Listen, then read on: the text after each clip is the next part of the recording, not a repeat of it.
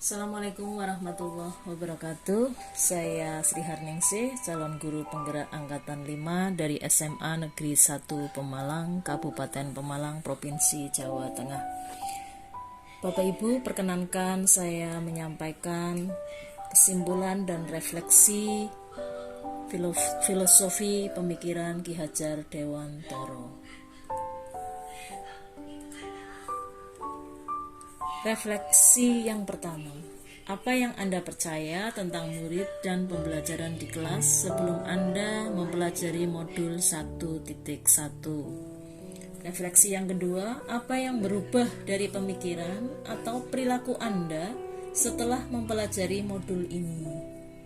Refleksi yang ketiga, apa yang dapat segera Anda terapkan lebih baik agar kelas Anda mencerminkan pemikiran Ki Hajar Dewantara. Refleksi yang pertama, apa yang saya percayai tentang murid sebelum mempelajari modul 1? Yang pertama, awalnya saya berpikir bahwa guru adalah sumber belajar dan murid adalah objek pembelajaran yang hanya menerima pengetahuan saja dari guru. Yang kedua, murid harus mematuhi semua instruksi guru dan saya merasa tidak nyaman jika ada murid yang tidak melaksanakan instruksi saya.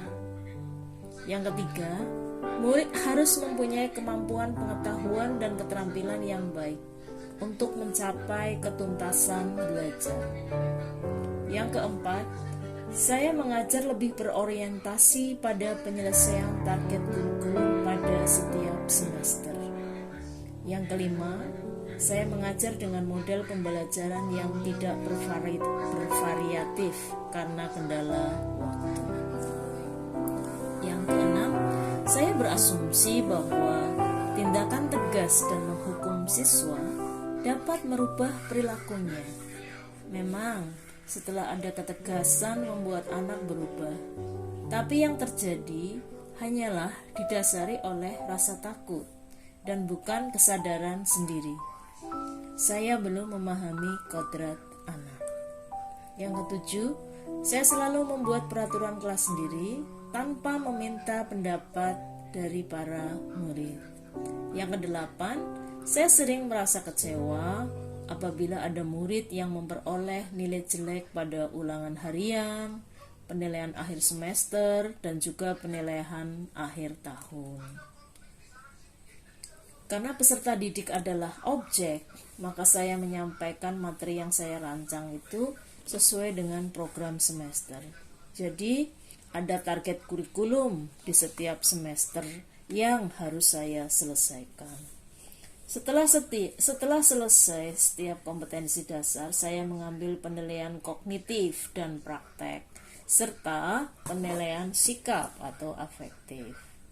Jadi, yang terpenting adalah target kurikulum tercapai tanpa memperhatikan aspek lain seperti kondisi peserta didik, mereka merasa nyaman ataukah terpaksa, kemerdekaan mereka dalam belajar.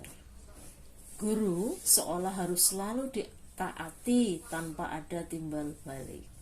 Jadi sering saya memberi instruksi pada peserta didik. Saya senang bila peserta didik meraih nilai tinggi pada ulangan harian ataupun tes-tes yang lain. Apa yang berubah dari pemikiran atau perilaku saya setelah mempelajari modul ini? Yang pertama, saya merubah cara pandang tentang murid. Murid tidak lagi sebagai objek, tapi juga murid sebagai subjek dalam pembelajaran. Saya berusaha lebih cermat dalam mempelajari bakat dan kelebihan murid-murid. Saya melakukan riset terlebih dahulu untuk menggali bakat dan kelebihan yang dimiliki murid. Sebelum menentukan model pembelajaran di kelas, saya harus memperhatikan materi yang akan saya sampaikan.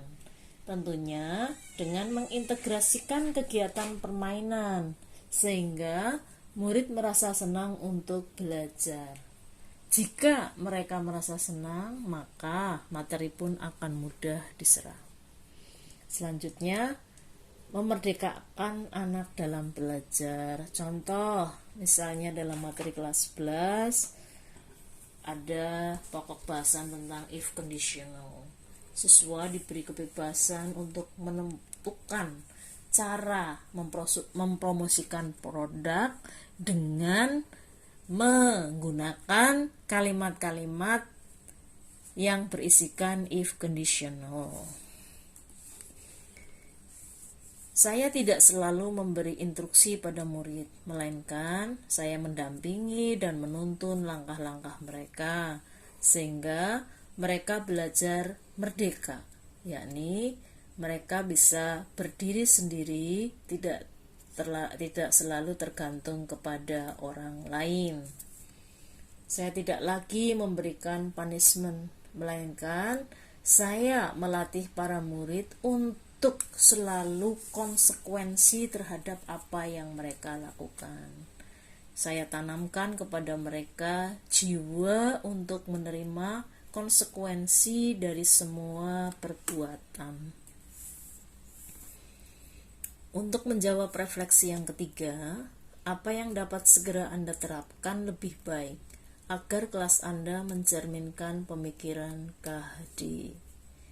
Yang pertama, setelah mengikuti program guru penggerak dan mempelajari modul 1, ada kebiasaan baik yang saya tiru, yaitu di setiap pembelajaran kita bersama-sama membuat kesepakatan dalam pembelajaran bersama murid-murid.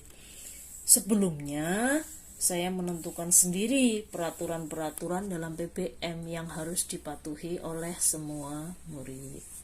Yang kedua, saya menciptakan situasi budaya belajar. Saya contohkan kepada para murid untuk selalu membiasakan diri untuk terus belajar. Karena sebagai seorang pendidik, tugasnya adalah mengajar, sehingga update ilmu pengetahuan harus terus dilakukan supaya terus bisa mengikuti perkembangan zaman. Yang ketiga, saya menyisipkan permainan dalam pembelajaran, dan apabila mereka terlihat kurang antusias, saya pancing, saya gugah mereka dengan menggunakan ice breaking. Dan yang keempat, student centered learning, pembelajaran yang berpusat pada murid. Selanjutnya, guru menuntun murid dengan segala kodrat anak. Anak tercipta dengan karakter yang berbeda. Mereka mempunyai kelebihan dan kekurangan. Mereka punya gaya belajar yang berbeda, bakat dan minat yang berbeda pula. Kemudian, setelah belajar pemikiran KHD, kita tidak perlu mengagung-agungkan tokoh dari luar negeri, sementara kita sendiri punya Bapak Pendidikan Nasional yang pemikirannya sampai sekarang masih sangat relevan dengan kondisi zaman sekarang, yaitu pembelajaran student centered. Sejak dulu beliau sudah mengumandangkan filosofi ini, pendidikan yang berhamba pada anak atau pendidikan yang berpusat pada murid. Saya merasa bahwa guru terpanggil untuk melayani murid dengan segala perbedaannya, dengan segala karakteristiknya, dan utamanya pendidikan adalah untuk murid, dan murid.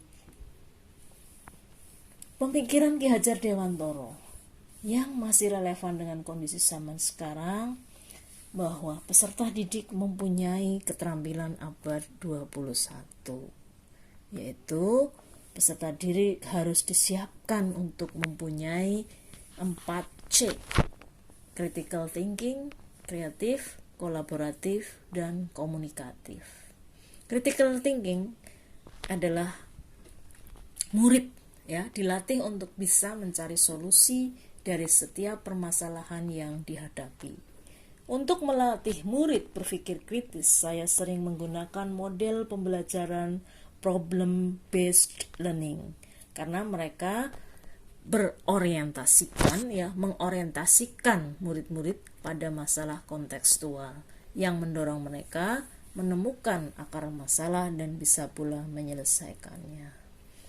Kemudian kreatif. Makna dari kreatif adalah murid harus mempunyai ide-ide yang baru dan bermanfaat, bisa berelaborasi untuk hasil yang maksimal. Kalau murid tidak kreatif, maka mereka akan tergerus oleh zaman. Dan selanjutnya, mereka harus bisa bekerja sama. Mereka punya ide yang orisinal. Mereka terbuka untuk menerima pendapat orang lain, menerima ide-ide baru. Mereka akan mudah bangkit bila gagal. Semangat mencoba juga harus tumbuh terus. Sementara maksud dari kolaboratif adalah aktivitas murid dalam berbaur dengan kelompoknya.